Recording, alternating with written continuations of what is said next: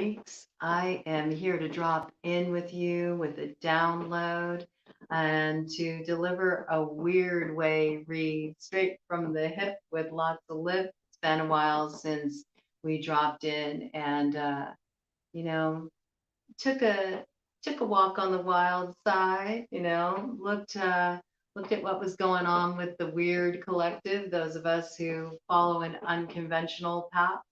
And I really felt like diving into this because I had a message come on through today in such a weird way that I knew I had to bring it forward to all of you. And it was very much a message about the energy coming into the collective right now.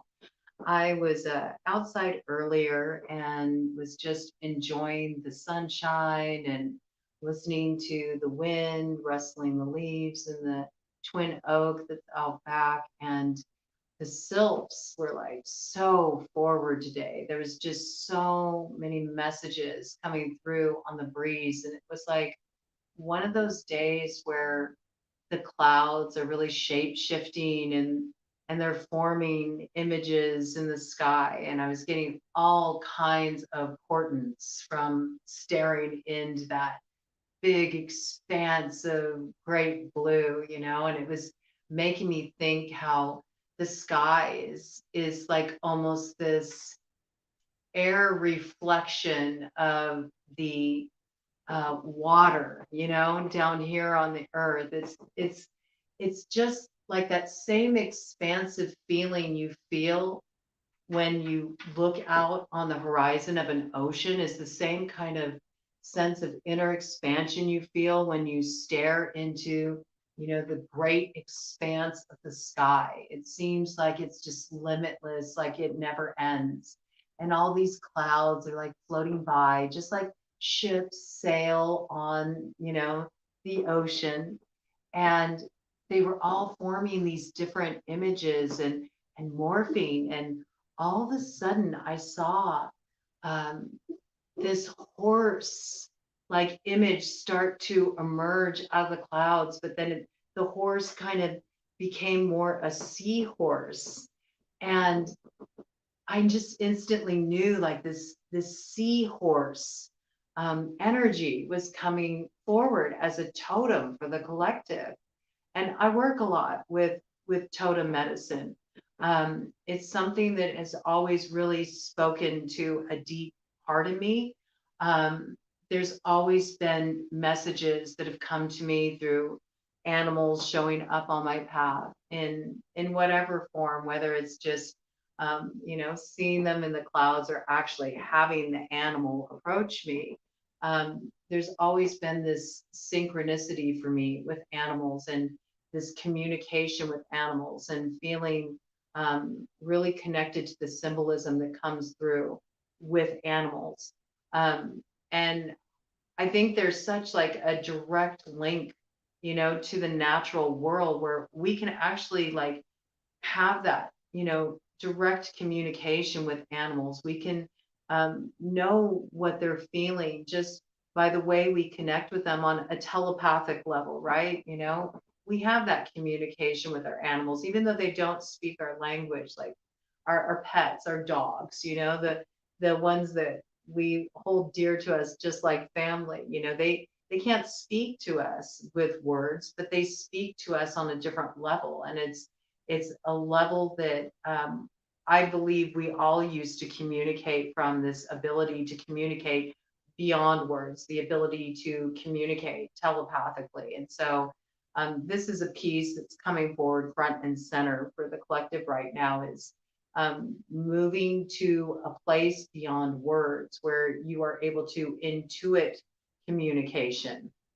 Intuit communication, not only from what is happening around you in the environment around you, but also intuit your deeper communication that's rising within from your subconscious. And I'll go into that a little bit deeper.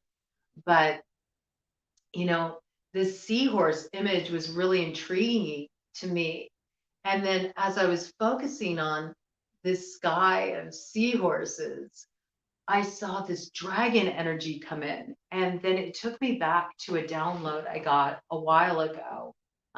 It was a number of months ago, and it was a download for Sagittarius. Um, and I had seen this same thing. It was a very similar day. It was like this deja vu moment, right? So the sky and the energy, like the blustery day, the quality of the breeze, the energy charge in the atmosphere, the way the clouds were shape shifting in the sky, it was really reminding me of that same energy that was present back when I got that Sagittarius download, when the dragon came in through a cloud formation in the sky, and I got this big like dragon energy, double dragon, which made me think of the I Ching, Qian, the first hexagram, which is the creative. It's the creative force.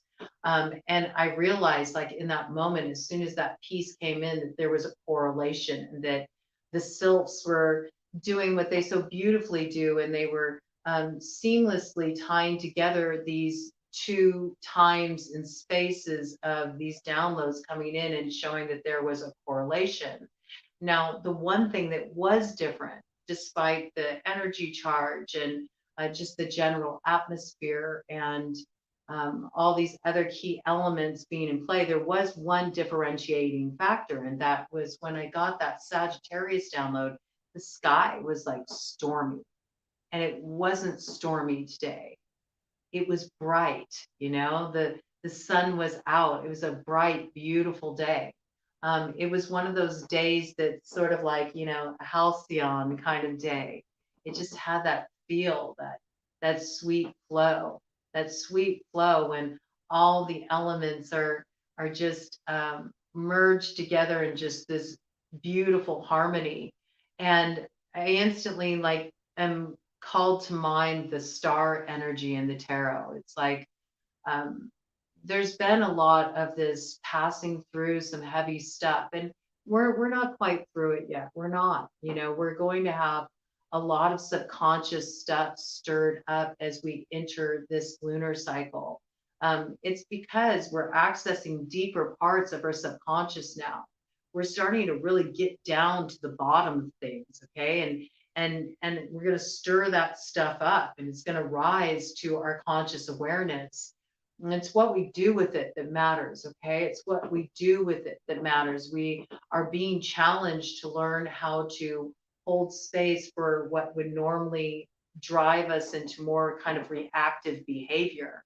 And I think there will be a lot of that reactiveness. We're going to see a lot of people churned up and stirred up, but there's this piece that if we can actually just let it kind of wash over us, it's going to be almost like it's almost going to be like a spiritual cleansing, it's going to be a washing away of the old story and a clearing away of sort of what's been clouding our view, so we can really see down to the bottom of things. But this vision, it's a vision that's being activated on a psychic level, okay? It's being activated on a psychic level. Seahorse medicine is connected with that ability to be of both worlds simultaneously. It's like a foot in both worlds, right? Horse medicine is all about power. It's about power, and it's about movement forward, all right? And horses are of the land.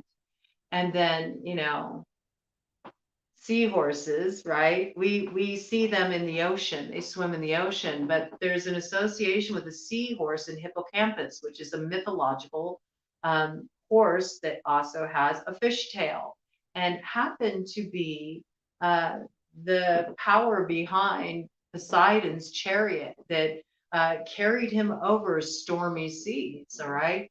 Well, Poseidon's counterpart in Roman mythos is Neptune. Okay. And Neptune is the ruler of Pisces, one of Pisces' rulers. The other ruler of Pisces is Jupiter, which is connected to who? Sagittarius, okay? So we have all of these elements in play. We do have the expansiveness of Jupiter in play. And it makes sense. It makes sense because Jupiter is going to be one of the planets that's in retrograde during this lunar cycle. So it's sort of like the old is being made new again. It's like a new view on the old that actually um, creates a whole new reality that spirals out from that. It's a new visioning of what has come before. Um, it's that ability to see in a new way and the ability to communicate in a new way that's coming forward that is beyond words, where you're really tapping into the very essence of these situations. And it's happening through that ability to have a foot in both worlds simultaneously. When we think earth energy, we think grounded, we think material reality, we think logic, okay? And then when we dive more into that watery energy coming forward, we have the intuition, we have the emotions, we have the subconscious. The ocean is often a symbol of the subconscious mind. And we know also, you know, very interesting, this hippocampus piece, okay? Because there was recently, back in February of 2019, there was a smaller moon of Neptune that was discovered back in 2013, July of 2013 was when this smaller moon was originally discovered. And they believe that it's kind of a chip off the old block of Neptune's other moon, Proteus, okay? And they believe that this smaller moon was created through repeated collisions, just repeated collisions, like because that area of the solar system has so much debris, so much flotsam and jetsam, kind of drifting around out there. So they believe that again and again, through these repeated collisions, this reformation process happened. And then here's this now smaller moon. Well, it wasn't named until February of 2019, but when they named it Hippocamp, after the hippocampus, to go along with this nautical theme associated with the planet Neptune. Now, what's really interesting is that over time, the tidal pull, okay, because there's also tides in space, just like there's tides in the ocean, this air also, we got land and water, right? Follow me along this track. I'm kind of going out there, but this needed to come in and I'm going to do my best to explain it. So we got this connection of having a foot in both worlds, right? With this land and this water piece that comes in through the hippocampus, this mythological creature, the hippocampus. And then we also have this piece of the space, the ether, the air being connected with the water, right? I mean, it's automatically connected. Air is within water, H2O, okay? But I'm talking about outer space being a reflection of the ocean.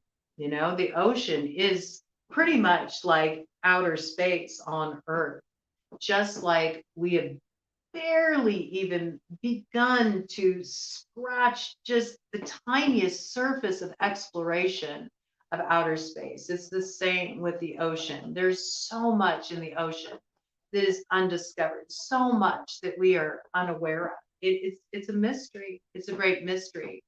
And if we look at this piece of macrocosm being reflected in microcosm, all of this is also reflected with us. We know this about the human brain, okay? They say we use what? Just like it's under 10% of our brain's capacity, right? They tell us we utilize under 10% of our brain's capacity. So what about the other 90%? That's just like outer space. That's just like the ocean, okay? So getting back to this piece with this smaller moon named Hippocamp, okay? And the larger moon, Proteus, the original moon of Neptune that it was a chip off of, okay? The tidal pull has started to pull Proteus further away so that now where Proteus used to be, this smaller moon, Hippocamp, is now orbiting there. Okay, so it kind of took Proteus's spot because it's so small. It's so small it can't get caught up in the tidal pool. And I believe there's this message there. There's this message there. There's a message in all of it. It all intersects, but there's this message there about I almost saw this like this repeated collisions, you know, that formed this small moon, this hippocamp moon. It's almost like tower moments, how it's kind of like a reflection of what the collective has been through. And I'm really seeing it as it's kind of highlighted in this time period when you know, this smaller moon was first discovered in July of 2013 up until the time when it was named Hippocamp in February 2019. I believe this time period is significant. And those specific dates, you know, are significant too. There's a need to kind of like go back in your memory bank, all right? Go back in your memory bank. Think about what cycles you were closing or opening in your lives at that time, what significant events were going down at that time. I believe this stuff is being revisited. This is the stuff that's kind of being dredged up from the subconscious, and it's all to sort of close a karmic cycle. And it's this cleansing that needs to happen. It's this cleansing, and it's kind of a bit of a block busting that ends up being a road opener for all of us to move forward into the new timelines energy. All right. And that new timeline energy is really a way of relating on a whole different level. It's like working with that energy of having a foot in both worlds at the same time. It's about straddling that divide. It's that Merc riding kind of energy. It's the same principles of shamanism, you know. And a lot of these kind of activations are going to be coming through our individual lineages, you know, our bloodline lineages. But not only that, through also reconnecting with our personal memory from all lifetimes in all dimensions, past, present, future. There's like this merging together of time, understanding the true fluidity of time, and that there is a way that you can enter a flow that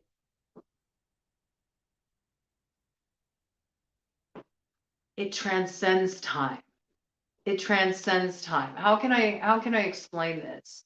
It's almost like you're able to activate the part of your brain which is the hippocampus. Okay, it's all connecting here.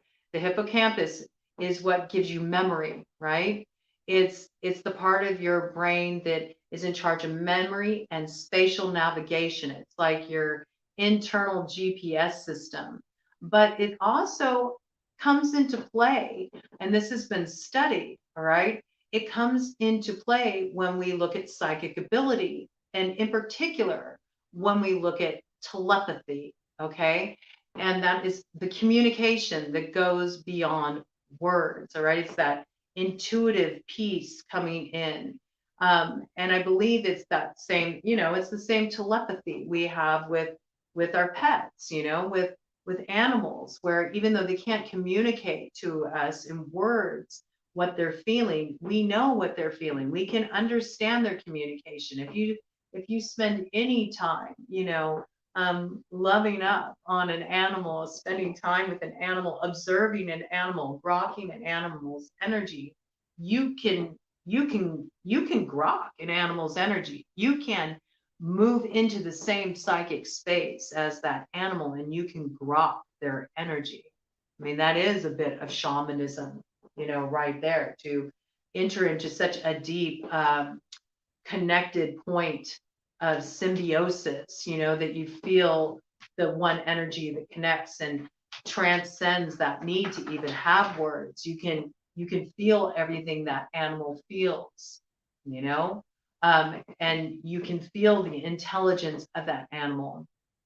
This is how, people are able to, it's interesting, this piece of animals is really coming in strongly, but you can enter into that kind of a dialogue with an animal. There's a lot of people that can solve problems, with pets acting up that aren't resolved through traditional means, but bring somebody in who knows how to communicate with animals on a psychic level, and suddenly, the behavior of the animal improves once it feels heard, once it feels acknowledged. So there definitely is this piece about really making more contact with the elements, certainly, and being more mindful of our relationship with Earth, and understanding that these elements are a way for us to really stay in touch with the energy coming in. We need to remember to stay connected to the Earth, not get so distracted by technology, not get so distracted by the advancements that we forget our roots. These pieces are essential.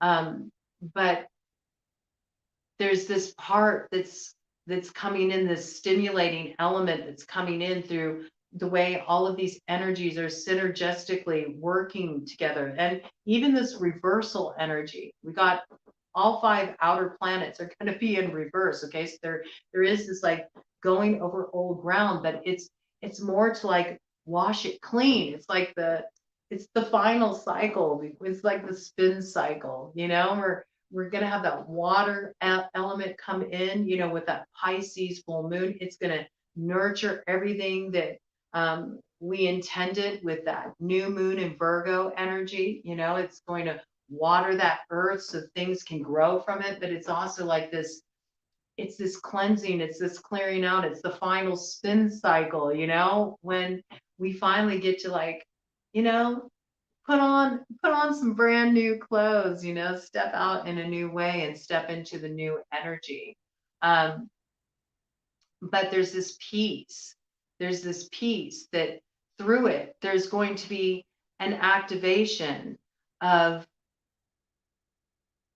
this aspect of the hippocampus that allows us to form a bridge with the neural pathways in our consciousness that light up that deeper knowledge, that other 90+% of the brain that we normally don't access is going to start to get lit up. And it allows us to retrieve information, not from just our present incarnation in this life, but in the extension of us on all planes of existence. Like in quantum physics, they say it's not a universe, it's a multiverse. It's layer upon layer upon layer upon layer of reality. And there could be numerous yous, a multitude of yous, all, doing their thing at the same time on different planes of existence. And it's almost like this energy that comes in, this Pisces full moon is going to be like this, almost like this wormhole, okay? This wormhole that has an effect on time, where it allows you to connect with all those planes of existence and all the downloads from all of your different manifestations on those different planes of existence simultaneously. It's like big unlocking the Akashic records energy. And I feel like there's going to be this need. Some people won't tap into this, all right? But if you're tuning into a weird way read, chances are you're going to be feeling this. You're going to be having, sort of this reawakening of knowledge that's been hidden up till now. But I think you've sensed it, you know?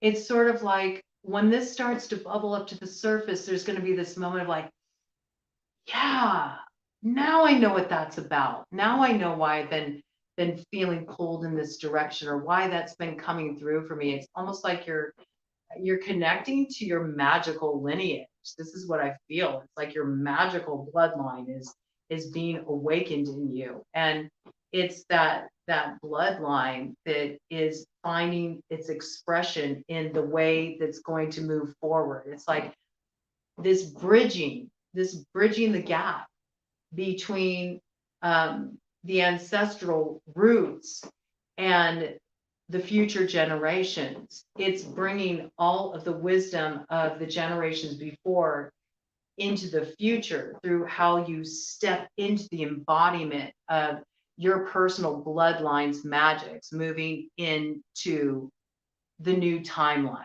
you know?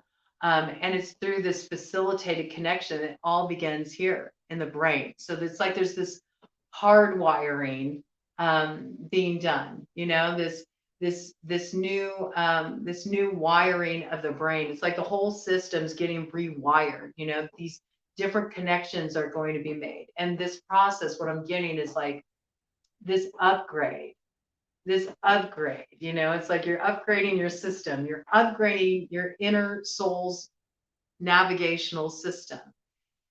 It can feel a little destabilizing, right? Because if you've ever done Merc riding, if you've ever ridden the hedge, you know, if you're a hedge rider, you know what I'm talking about. It's like there's this need to have this fine balance between you know, being able to tend to the day-to-day affairs, right? Like being able to tend to the errands you got to run, the work you got to do, just day-to-day life in the marketplace, while you're simultaneously are like off in the alfalfa, out in the ether, you know, getting these downloads, you know, having all this awakening happening with you. It's this need to be able to hold both pieces simultaneously. And that's how that Saturn energy, can really be used to our benefit right now. And it's ironic when we look at Saturn. Saturn is the ruler of Capricorn. What is Capricorn represented by but a sea goat? Capricornus, you know, was another mythological creature, which actually Capricornus is Pan, the Greek god Pan. Pan. I love Pan. Okay, he's my daddy. He's my daddy. He's my favorite. Pan had to morph into a sea goat and dive into the Nile to escape Typhon. And Typhon was a giant, you know, that was considered monstrous because he had 100 heads of, you know, dragons. So there's that dragon energy. There's that dragon energy again. So, you know, I'm getting this piece of like, dragons are considered good luck, right? And we had the I Ching come in, and the I Ching is it's given to us from, you know, the whole time period of Confucianism. So it's, you know, it has its roots in China. And in Chinese mythos, you know, the dragon is considered good luck. You know, it's considered good luck, but it's also a protector. And some people talk about slaying dragons. All right, so there's sort of this dualistic, you know, message coming in here about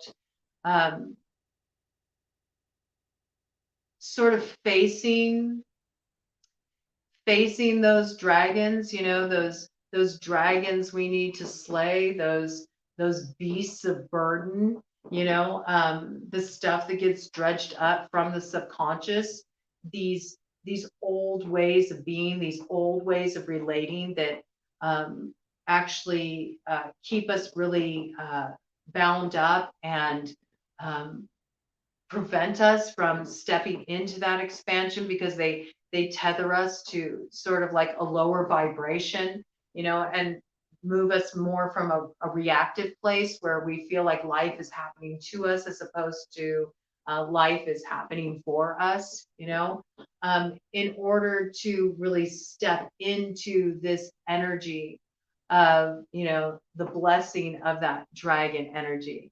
And, the hippocampus has associations with the sea dragon. Okay. So it's like there's all these connecting points, and it's all this message about being able to be in both worlds, being able to integrate both worlds simultaneously, and that this is where the guidance comes in, and it's through this rocking of that water elemental to be able to have that fluidity. And we talked about, space being a mirror for the water, for the ocean. If you think about it, air element, ether element, they're the only elements that you can't grasp them, can you? You can't grasp them. They're somewhat undefinable. And if you look at what's also going on in astrology right now, Venus is really front and center. Venus, Libra's ruler, okay, is front and center. And we will be wrapping up this lunar cycle when we head into the new moon that is in Libra on September 25th, right? So Venus is currently square Uranus. And so that brings a very unpredictable energy, a very unpredictable energy, a very out of pocket energy. And everybody kind of always thinks of Venus just being associated with love, right? But if you really dig into the mythos of Venus, which is also the counterpoint to Aphrodite, there's definitely this Greco-Roman piece coming through here, for sure, for real, okay? I notice it's a thread that's weaving through so much of this, but it's also showing how there's interconnections between all these cultural traditions through all of these ancestral lineages. There's correlations because even with, the story of Pan, he was diving into the Nile, and there is a whole Egyptian counterpart piece to all of this that I could really go down the rabbit hole with you on, but I only have so much time to talk on this tonight. I really want to make sure that I get the main heart of the message clear, that it comes through. And it was kind of a hard message to deliver, to really know how to put in words. It's hard for me to express what is coming through. And yet at the same time, I've been like challenged to bring it forward. And I think that's because it's that energy already coming in. It's the energy of what needs to be received as far as communication is concerned transcends words. And it involves holding the tongue, listening more, tuning in, diving into intuition, into the feeling nature, feeling, sensing. And while you're doing that, simultaneously being able to take care of business, So one thing that's going to be really essential during this time period is just to have some kind of, grounding points, places within the day that you can really ground your energy so you don't, fly off into the ether. You have to be able to, take that energy from above and root it below. As above, so below. It's so essential that we're able to hold both pieces, and bringing in that Venus piece again, we got Libra, the scales. So it is about finding that balance, that balancing point. But when you do the research on Venus and Aphrodite, okay, you will see, if you look back through history, Venus is not seen as just this love goddess, okay? There's great associations with war and Venus. So, there's this Mars Venus interplay going on right now. And they appear to be opposites, right? They appear to be opposites. Like we've been talking about all this oppositional energy being in two simultaneously. But here we see revealed, if we look into the lineage of mythos around Venus, that actually Venus is associated with war too, just like Mars is associated with war.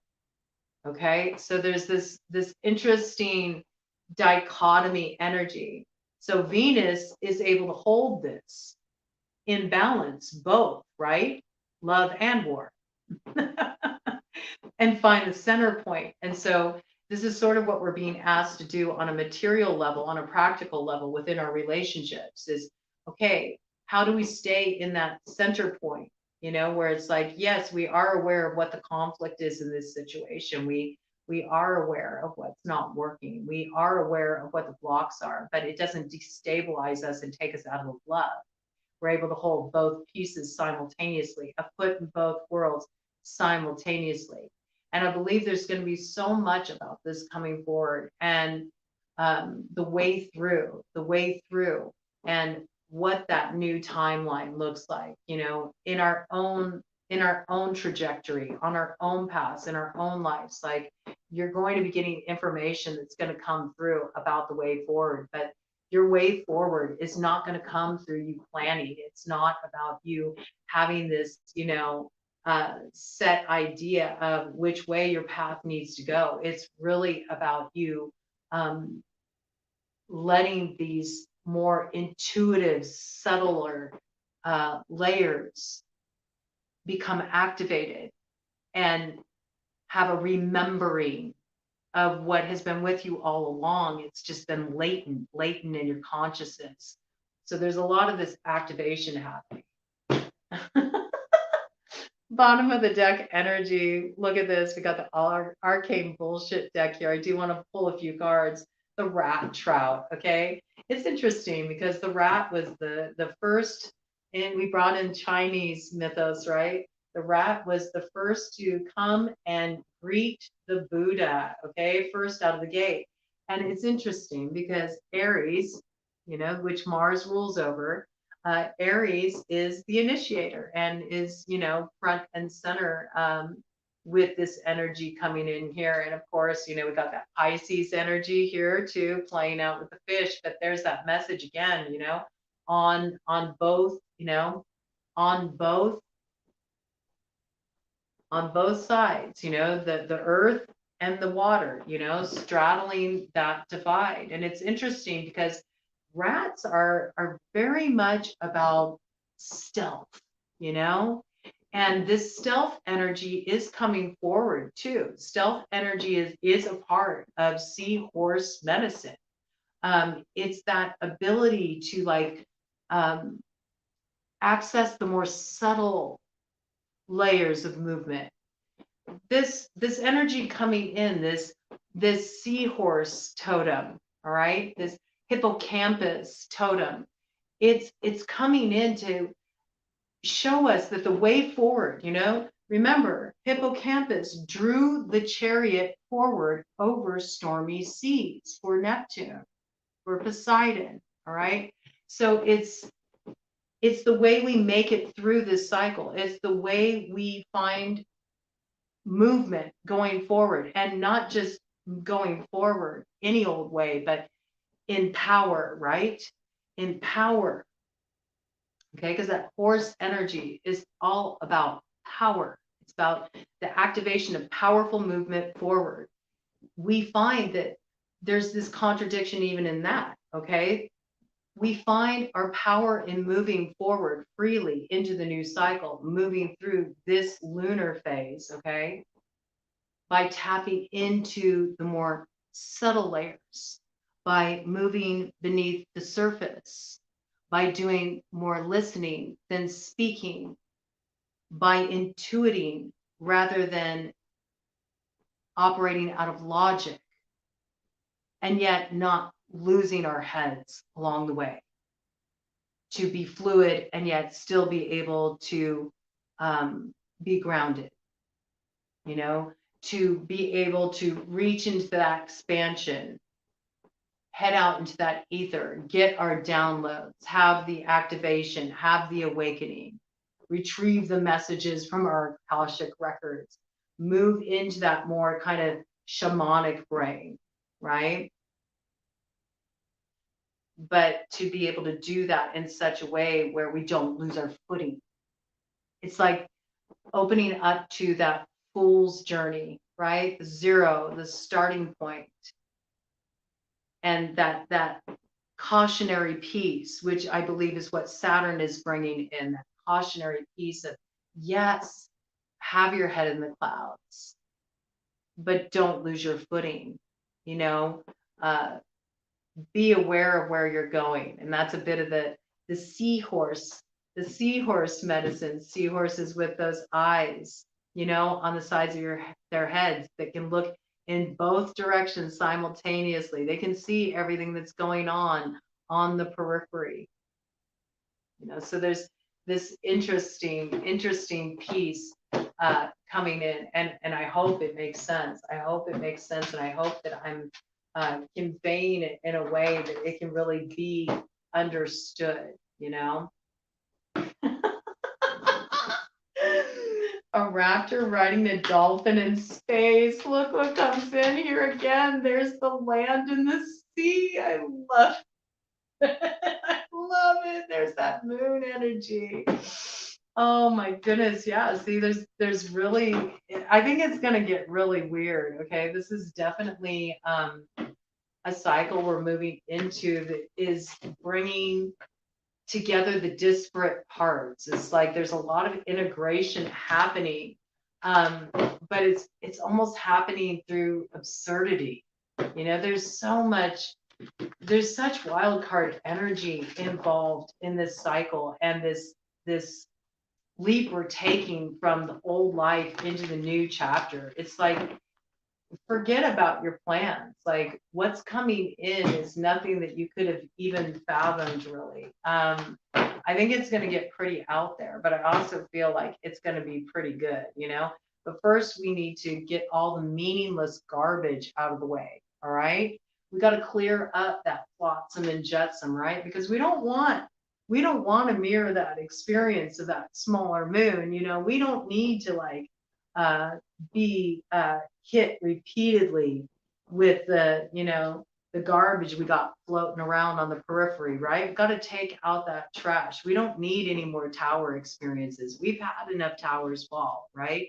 And like I was saying, with that download I have with the Sagittarius and that blessing energy that was coming in, that came in stormy skies. And this energy that's bring this very much, you know, ability to be in two worlds simultaneously, this ability to activate the intuitive manifestation capabilities, the ability to draw down from the ethers what's needed to see the vision and actually move forward with it after we get through this Pisces full moon and head into that Libra season, you know, kicking off with the Libra new moon on the 25th.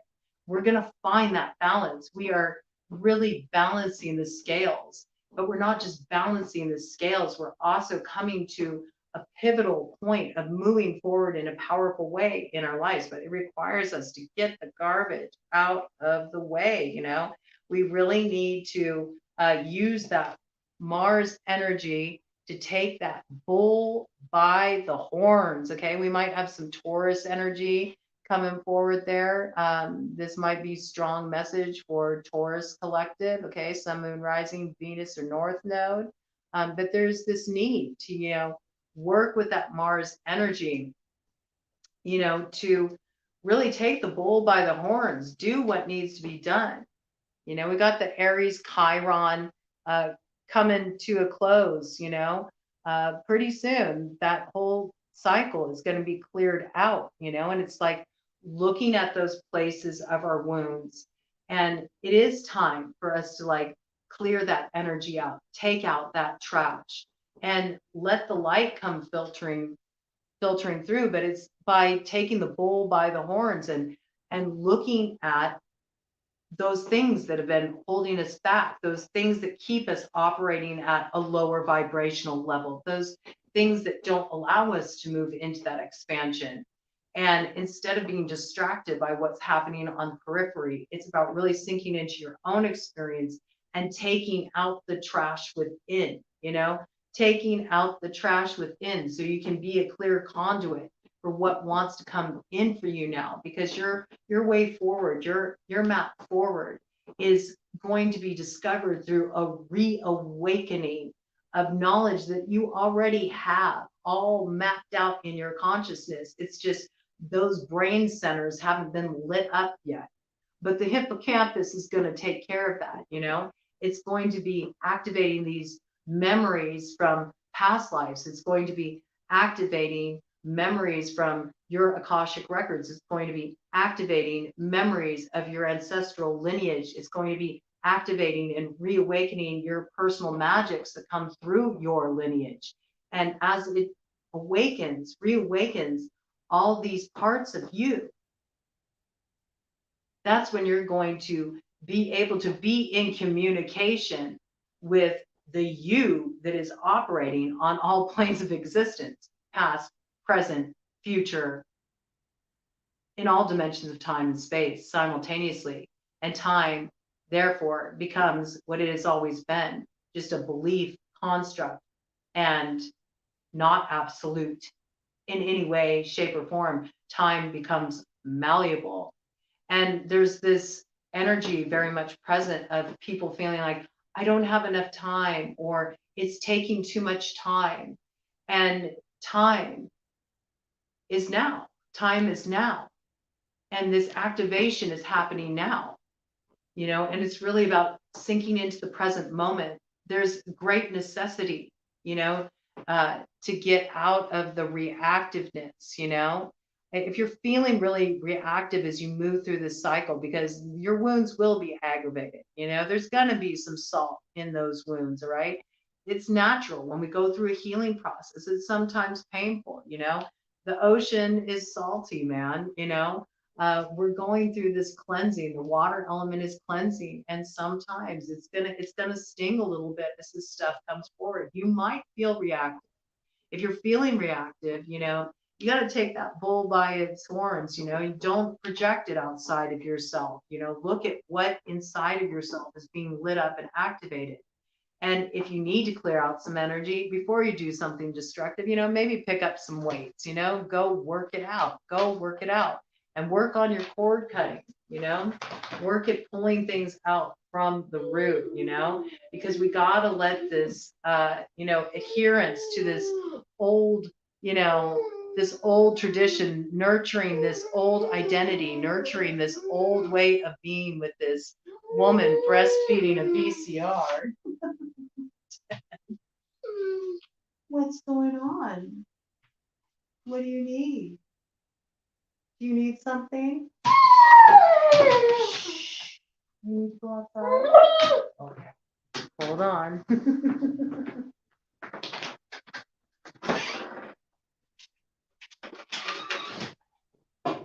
Okay. So, there's this need not to nurture what's outdated anymore, and that requires us to step into this whole new potential, new way of being. It's like the death of the old brings the rebirth, brings the new beginning. Death and rebirth, they're two sides of the same coin. Again, it's like we're straddling an interesting divide, because even as things are coming to a close, new things are being born. So that can feel sort of strange and destabilizing when you're like, I don't know if I'm coming or going. And with all the retrograde energy and Mercury going retrograde in the sign of Libra on the 10th, when Pisces full moon comes in to do this big cleansing, there's going to be a lot of that feeling of time sort of melting away, time becoming very fluid, because that past is going to be our present, but it's within these visitations with former incarnations within ourselves that we actually find the way through and the way forward into our new potential. We've got these two cards up here. Okay, so we got the pregnant babies, okay? All right. Yeah, you know, and with that annihilation. Okay, so this is really interesting here because we see this, you know, monster energy, you know, behind the pregnant babies here, and I feel like there's some fear, you know, there's some fear, and it's sort of the fear of what's hanging over from the past that is lingering here, you know, it's lingering here and it's creating this feeling of you know, not knowing how to move forward, not knowing what the future is going to bring, you know, and there's this piece about like fearing this death, fearing this letting go. It's interesting, this card came out in association with this same topic in the Lady Death Speaks reading I did. Okay, it's like these deaths, these things that we need to let go that bring about the rebirth energy, you know. It may feel frightening to let go of this oppressive energy, as strange as that may sound, because it's almost become familiar. You've gotten used to the monster in the closet, okay?